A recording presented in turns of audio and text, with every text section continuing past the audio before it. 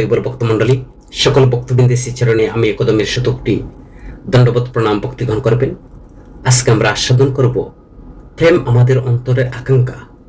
গীতার জ্ঞান ঘোষণা করে যে কৃষ্ণকে ভালোবাসতে শিখলেই আমাদের ভালোবাসার আকাঙ্ক্ষা সবচেয়ে ভালোভাবে পূর্ণ হয়। আসুন আমরা গীতার এই মূল শিক্ষাটি 5টি অংশে বুঝতে পারি। তো সর্বপ্রথম আমার একটি ছোট্ট অনুরোধ আপনাদের কাছে, সম্পূর্ণ ভিডিওটি শ্রবণ করবেন এবং যারা আমাদের এই চ্যানেলে নতুন রয়েছেন, পরবর্তী কৃষ্ণ সম্বন্ধী ভিডিও পেতে চ্যানেলটিকে সাবস্ক্রাইব করবেন। আর যারা সাবস্ক্রাইব করেছেন আপনাদেরকে অসংখ্য ধন্যবাদ এবং কৃতজ্ঞতা। হরে কৃষ্ণ ভক্তমণ্ডলী, প্রেম ভক্তি আমাদের অন্তরের আকাঙ্ক্ষা। শ্রীমদ্ ভগবদ গীতার ঘোষণা যে পরমেশ্বর ভগবান শ্রীকৃষ্ণকে ভালোবাসতে শিখলেই আমাদের ভালোবাসার আকাঙ্ক্ষা সবচেয়ে ভালোভাবে পূর্ণ হয়। আসুন আমরা সেই সম্পর্কে আলোচনা করি। পরমেশ্বর ভগবান শ্রীকৃষ্ণকে ভালোবাসা আর আমাদের ভালোবাসাকে সকল সীমাবদ্ধতা থেকে মুক্ত করতে সক্ষম করে। পরমেশ্বর ভগবান শ্রীকৃষ্ণ অত্যন্ত প্রেমময়। পরমেশ্বর ভগবান শ্রীকৃষ্ণ আমাদের সকলকে তিনি নিরপেক্ষভাবে ভালোবাসেন। পরমেশ্বর ভগবান শ্রীকৃষ্ণের প্রতি আমাদের প্রতি যে ভালোবাসা নিঃশর্ত, এবং আমরা যখন তাকে ভালোবাসতে চাই তখন শ্রীকৃষ্ণ তার সর্বশক্তিমান তাকে কাজে লাগান। কৃষ্ণকে ভালোবাসা আমাদের ভালোবাসাকে সকল সীমাবদ্ধতা থেকে মুক্ত করতে সক্ষম করে। আমাদের ভালোবাসা সর্বদা সকল সীমাবদ্ধতা অতিক্রম করে এগিয়ে যেতে আগ্রহী। কিন্তু যতক্ষণ আমরা যে কোনো বস্তু বা ব্যক্তিকে ভালোবাসি ততক্ষণ আমাদের ভালোবাসার প্রবাহ দুটো অবচেতন ভয় দ্বারা সীমাবদ্ধ থাকে। আমরা অন্যদের প্রতি আমাদের ভালোবাসা সীমিত করি, কারণ ভয় হয় যে এটি সবচেয়ে খারাপভাবে অসংবেদনশীলতা, প্রত্যাঘাত হতে পারে, অথবা সর্বোত্তভাবে অপর্যাপ্তভাবে প্রতিদান দেওয়া হতে পারে। আমরা আরো আশঙ্কা করি যে একজন ব্যক্তির প্রতি আমাদের ভালোবাসা কেন্দ্রীভূত করলে অন্যদের ভালোবাসার ক্ষমতা সীমিত হতে পারে।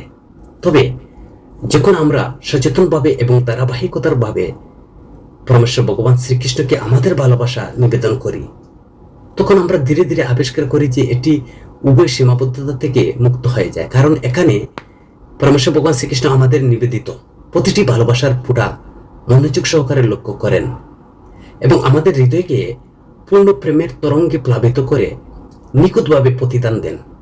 যখন আমরা তার মহৎ প্রতিদান অনুভব করি তখন আমরা তাকে আমাদের হৃদয়ের সমস্ত ভালোবাসা এবং আরো স্থিরভাবে প্রদান করতে অনুপ্রাণিত হই। পরমেশ্বর ভগবান শ্রীকৃষ্ণ সকলের উৎস এবং সবকিছুর অন্তর্ভুক্ত। সমস্ত জীব তার প্রিয় সন্তান, তাই আমরা তাকে যে ভালোবাসা প্রদান করি তা তার সাথে আটকে থাকে না, বরং তার মাধ্যমে ফিরে আসে। যত বেশি জীব আমাদের হৃদয়ে চায় তত বেশি জীবকে আলিঙ্গন করে। এর কারণেই যখন আমরা কৃষ্ণের প্রতি আমাদের ভালোবাসা কেন্দ্রীভূত করি তখন আমরা আরো বেশি মানুষকে ভালোবাসার জন্য ক্রমশ সক্ষম হয়ে উঠি। শ্রীমদ্ ভগবদ গীতা আমাদের ভালোবাসার ক্ষমতার এই মহিমান্বিত প্রসারের দিকে ইঙ্গিত করে, যা শ্রীমদ্ ভগবদ গীতার 12 অধ্যায়ের 13 নং শ্লোকে, যেখানে বলা হয়েছে যে পরমেশ্বর ভগবান শ্রীকৃষ্ণকে ভালোবাসার ভক্তরা সমস্ত জীবের হিতৈষী হয়ে ওঠে। এইভাবে পরমেশ্বর ভগবান শ্রীকৃষ্ণকে ভালোবাসার মাধ্যমে আমরা আমাদের প্রেমকে তার সীমাবদ্ধতা থেকে মুক্ত হতে এবং অবাধে প্রবাহিত হতে দেই। আমাদের নিজেদের জীবনে এবং আরো অনেকের জীবনে পরম সুখ বয়ে আনে। কৃষ্ণ অত্যন্ত প্রেমময়। কৃষ্ণ প্রেমে এতটা মগ্ন যে তিনি ভালোবাসার জন্য সব কিছু, এমনকি তার ঈশ্বরত্ব ত্যাগ করেন। অবশ্যই তিনি সর্বদা ভগবানই থাকেন, কিন্তু তিনি তার ঈশ্বরত্ব এই অর্থে ত্যাগ করেন যে তিনি তার ঈশ্বরত্বকে গোপন করে এমন আচরণ করেন যেন তিনি কেবল ভালোবাসার জন্য ঈশ্বর নন, প্রেমের প্রতি তার ভালোবাসা তাকে অত্যন্ত প্রীতির পাত্র করে তোলে। তো দেখা যাক সেটা কিভাবে সম্ভব হয়। যেহেতু পরমেশ্বর ভগবান শ্রীকৃষ্ণ শৈশবকালে তিনি যখন মজার কাজ করেন, যেমন তিনি করেছিলেন মাখন চুরি করেছিলেন, তাই তার সংস্কৃতি বা ঐতিহ্যের মাধ্যমে পরমেশ্বর ভগবান শ্রীকৃষ্ণকে জানা অনেকে তাকে মজার বলে মনে করেন।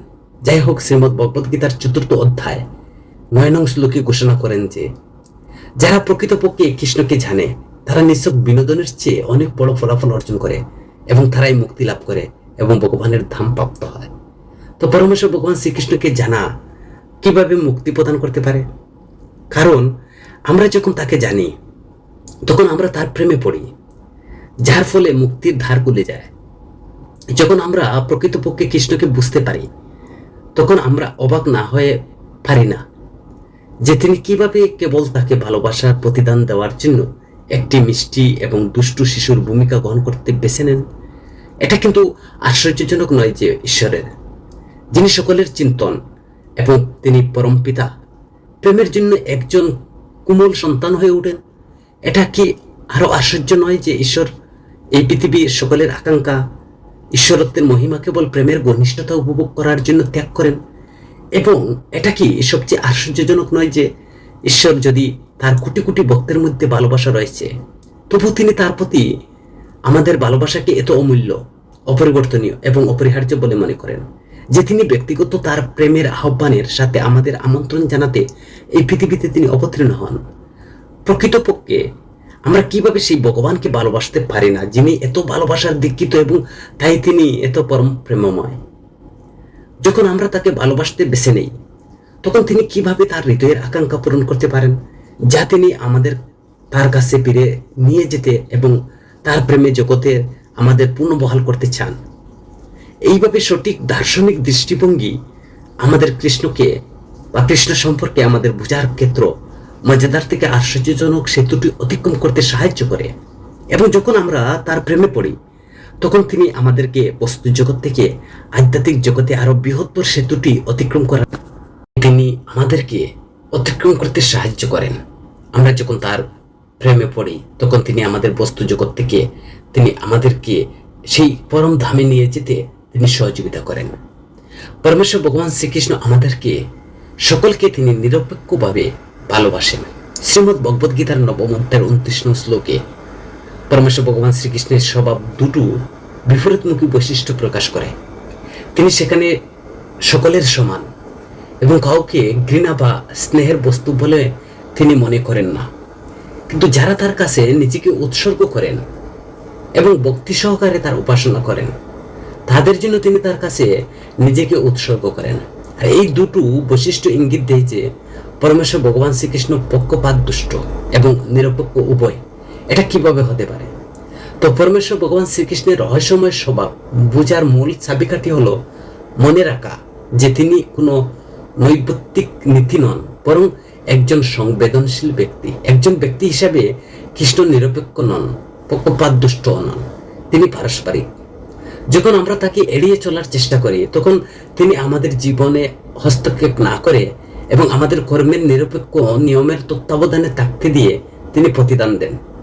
যখন আমরা তাকে ভালোবাসার চেষ্টা করি তখন তিনি আমাদের উপর তার প্রেম বর্ষণ করেন এবং আমাদের বিশেষত যত্ন নেওয়ার জন্য তিনি হস্তক্ষেপ করে প্রতিদান দেন। আর যদি আমরা ভগবানকে সকলের প্রতি পাথরের মতো নিরপেক্ষ প্রদর্শন করেন তাহলে তার সাথে প্রেমময় সম্পর্ক গড়ে তোলার সম্ভাবনা খুবই কম থাকত। সর্বোপরি কতজন মানুষ যদি তাকে পাথরকে ভালোবাসতে পারে? যদি কৃষ্ণ পারস্পরিক না হতেন তাহলে তার প্রতি ভালোবাসা মূলত একটা বিমূর্ত বৈদিক ধারণা থাকতো। পরমেশ্বর ভগবান শ্রীকৃষ্ণের পারস্পরিক আচরণে তার ব্যক্তিত্বকে আবেগগতভাবে স্পষ্ট এবং তিনি প্রশংসনীয় করে তোলেন।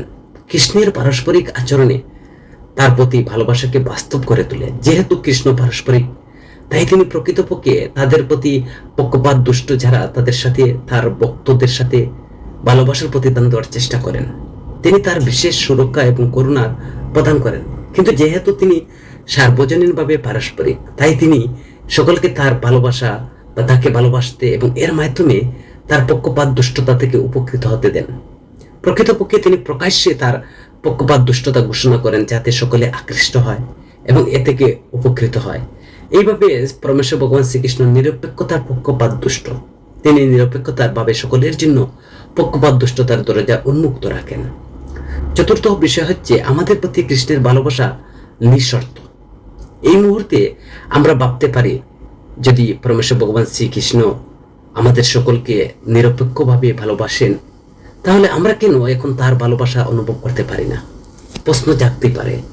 যদি আমরা কেবল পবিত্র হওয়ার পরেই তার অনুভব করতে পারি তাহলে কি তার ভালোবাসা শর্ত সাপেক্ষ নয়, পবিত্রতার অবস্থার উপর নির্ভরশীল?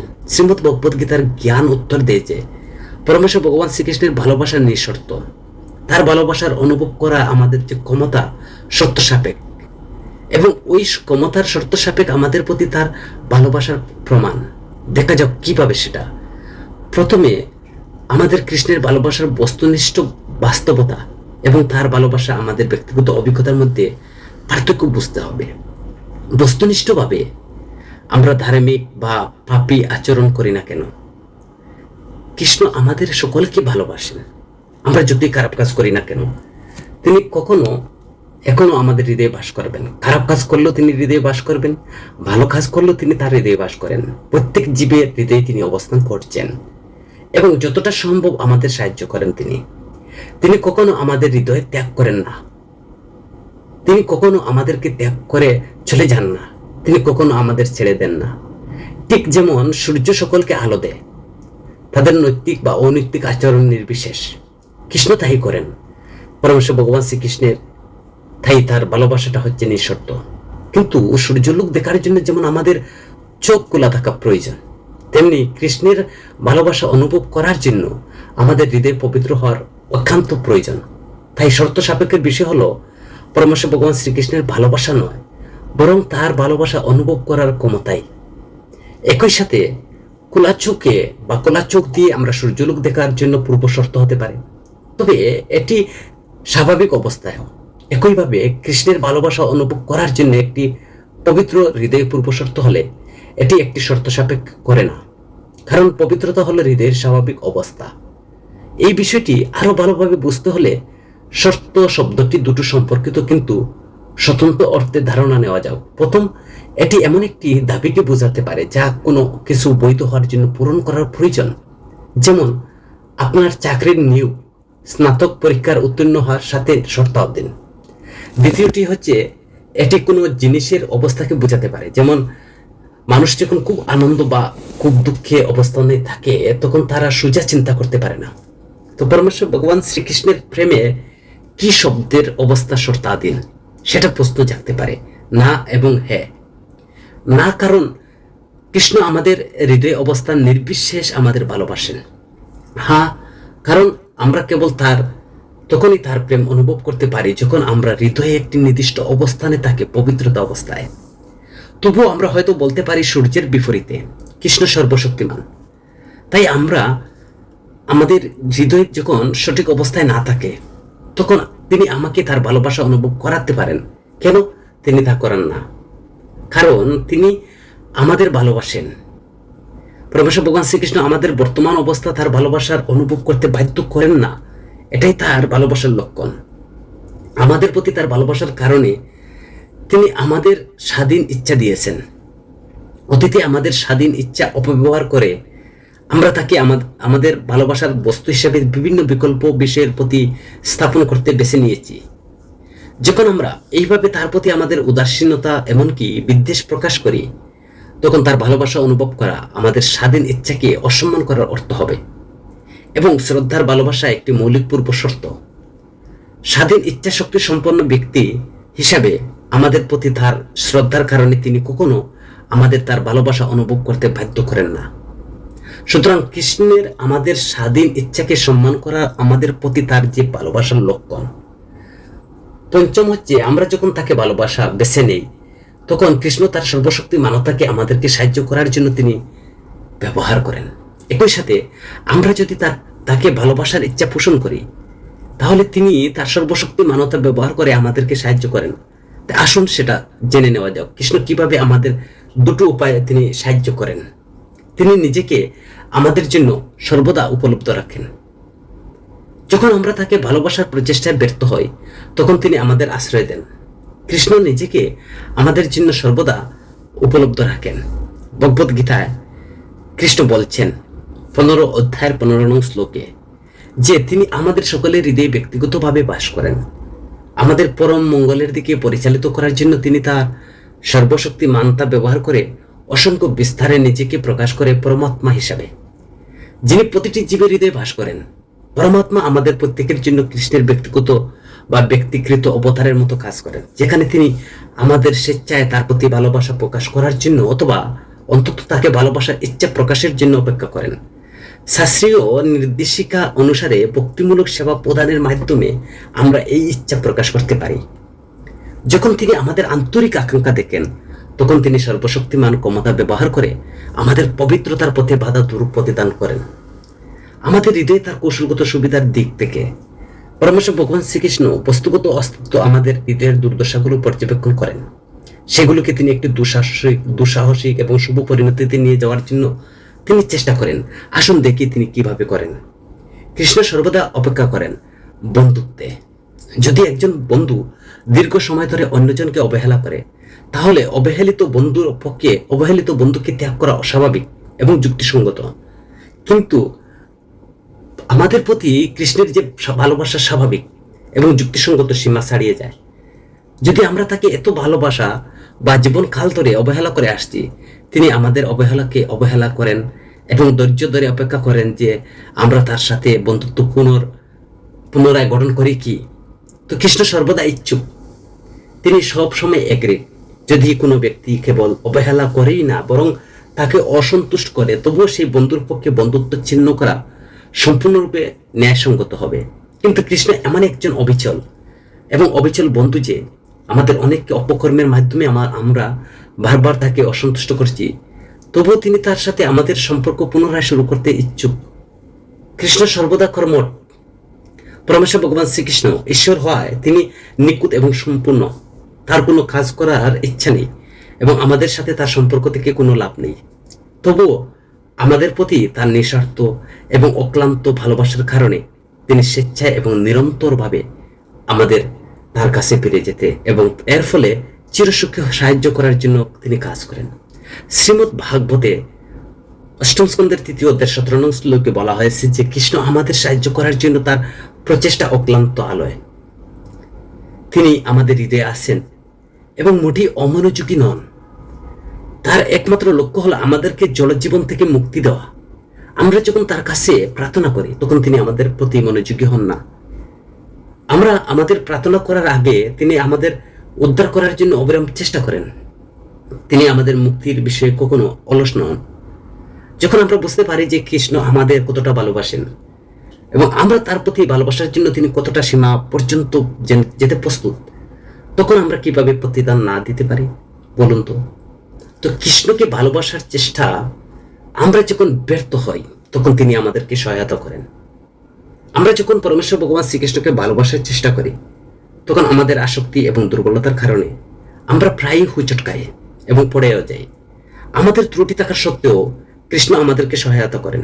যেমনটি শ্রীমদ্ ভগবত গীতার 9ম অধ্যায় 30 থেকে 31 নং শ্লোকে, সেখানে 2টো শ্লোকের মাধ্যমে স্পষ্ট করে দেখানো হয়েছে। প্রথম, কৃষ্ণ আমাদেরকে এমন একজন ভক্তকে সাধু হিসেবে স্বীকৃতি দেওয়ার জন্য অনুরোধ করেন, যিনি গুরুতর অসদাচার বা দোষী হলেও তার সেবা করার জন্য দৃঢ় প্রতিজ্ঞ।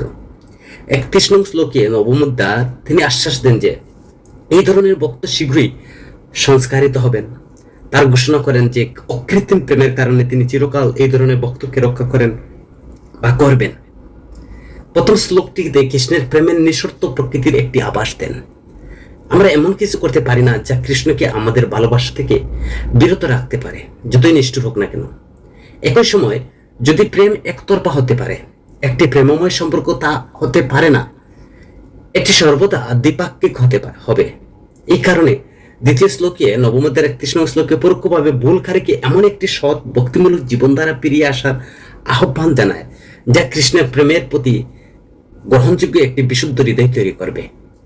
তো প্রথম দায়িত্বহীনভাবে আমরা আমাদের যে আশ্বস্ত করে এই ধরনের হৃদয় পরিবর্তন অবশ্যই সম্ভব, যে এমনকি অনিবার্য আসন্ন কৃপম ভবতি ধর্মাত্মা। তারপর এই অবস্থা অর্জনের জন্য একটি অভ্যন্তরীণ যুদ্ধ প্রয়োজন। তা জেনে এটি আমাদেরকে ঘোষণা করে লড়াই করতে অনুপ্রাণিত করে যে কৃষ্ণ তার সমস্ত সর্বশক্তি মানবতা দিতে আমাদেরকে রক্ষা করবেন। তিনি বলছেন ন মে ভক্ত প্রাণস্বতী। আমরা যদি কেবল কৃষ্ণকে ভালোবাসার ইচ্ছা প্রকাশ করে আমাদেরকে সাহায্য করতে দিই, তাহলে তিনি আমাদের সমস্ত অভ্যন্তরীণ বাহ্যিক বাধা অতিক্রম করতে এবং তার চিরস্থায়ী আবাস অপরন্ত প্রেমের জগতের দিকে এগিয়ে যেতে বিশেষজ্ঞের সাথে নির্দেশনা দেবেন। সংক্ষেপে, যখন আমরা ভগবানকে ভালোবাসতে বা কৃষ্ণকে ভালোবাসতে বেছে নেই, তখন আমাদের ভালোবাসার সমস্ত সীমাবদ্ধতা থেকে মুক্ত হয়ে প্রেমের সবচেয়ে প্রশংসনীয় বস্তু খুঁজে পায়। যিনি আমাদের নিরপেক্ষ এবং নিঃশর্তভাবে ভালোবাসেন এবং তিনি তার সর্বশক্তি মানবতাকে কাজে লাগিয়ে আমাদের তাকে ভালোবাসতে সাহায্য করেন। এতে অবাক হওয়ার কিছুই নেই যে শ্রীমদ্ ভাগবতের প্রথম স্কন্ধের 2য় অধ্যায় 6 নং শ্লোকে সেখানে ঘোষণা করছেন যে যখন আমরা পরমেশ্বর ভগবান শ্রীকৃষ্ণকে বিশুদ্ধভাবে ভালোবাসতে শিখি তখন এর ফলাফল জয়া আত্মা সুসিদিতি সুপ্রসাদিতি, অর্থাৎ আমাদের হৃদয়ে আত্মা সম্পূর্ণরূপে চিরতরে তৃপ্ত হয়ে ওঠে। হরে কৃষ্ণ ভক্তমণ্ডলী, এতক্ষণ পর্যন্ত আমাদের আলোচনায় যদি কোনো ভুল ত্রুটি হয়ে থাকে ক্ষমা সুন্দরে দেখবেন, আর যদি ভালো লাগে কমেন্ট করে জানাবেন এবং আপনার পরিচিত বন্ধু বান্ধবের কাছে ভিডিওটি শেয়ার করবেন। হরে কৃষ্ণ।